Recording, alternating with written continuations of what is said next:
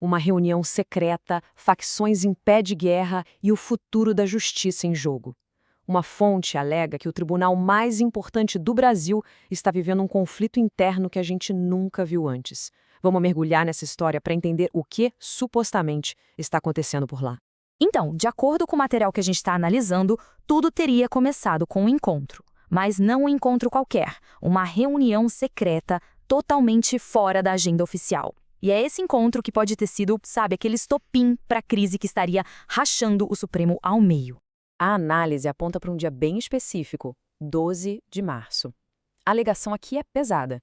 É que, nessa data, o que antes era só fofoca de corredor virou uma manobra bem clara, que a fonte chega a descrever como uma emboscada mesmo, dentro do gabinete do presidente do tribunal. E olha só como essa suposta jogada de poder teria acontecido passo a passo. Primeiro, um pedido para uma conversa particular só entre o ministro Gilmar Mendes e o presidente da corte, Edson Fachin. Tudo certo, a reunião começa. Mas, de repente, entram na sala outros 3 ministros. A fonte diz que o objetivo era um só: pressionar o presidente Fachin, transformando o que era para ser um diálogo numa clara demonstração de força. Bom, esse episódio da reunião teria deixado bem claro o que a fonte chama de a grande fratura do tribunal. A existência de 2 grupos, 2 facções mesmo, com ideias totalmente opostas sobre qual é o papel da própria corte. Vamos ver quem seriam as peças nesse tabuleiro. E aqui está o centro da discórdia. De um lado, um grupo que supostamente acredita que o tribunal tem que se proteger como instituição, custe o que custar, sabe? Fechar o grupo para defender os seus. Já do outro lado, uma visão bem diferente, a de que cada ministro responde por si, que a lei é para todos e que a justiça está acima da instituição. É basicamente um choque entre o corporativismo e a responsabilidade individual. E a fonte não para por aí, não. Ela dá nomes aos bois, diz quem estaria em cada lado. E são nomes de peso, hein? De um lado, a tal defesa institucional. Do outro, a facção da autocontenção, que seria liderada pelo próprio presidente do tribunal. Isso tira a discussão do campo das ideias e transforma num conflito com personagens bem definidos. Mas, veja bem, essa divisão não é só sobre quem apoia quem.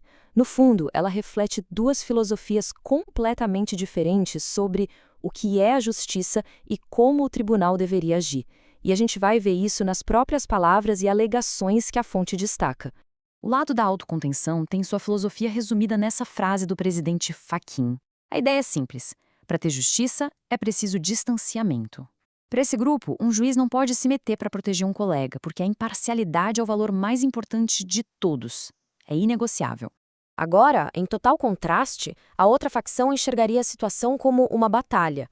A alegação é que, para eles, a questão não é mais sobre justiça imparcial, mas sim sobre defender seus membros a qualquer custo. É uma lógica de sobrevivência da instituição contra o que eles veem como ataques de fora. Certo. Mas e por que essa briga interna importa para todo mundo? Porque o resultado dessa disputa de poder, segundo a fonte, vai muito além das paredes do tribunal. Ele pode sim afetar diretamente o rumo de grandes investigações e até o equilíbrio político do país. O ponto-chave é o seguinte: quem ganhar essa queda de braço pode decidir o futuro de investigações enormes, pode influenciar se delações premiadas contra gente poderosa vão para frente ou não, e no fim das contas vai definir se a sociedade ainda confia na corte ou não. Com essa divisão toda, a análise da fonte desenha uma encruzilhada. São 2 futuros possíveis e totalmente diferentes para o tribunal e para o Brasil, dependendo de qual lado sair vencedor dessa briga.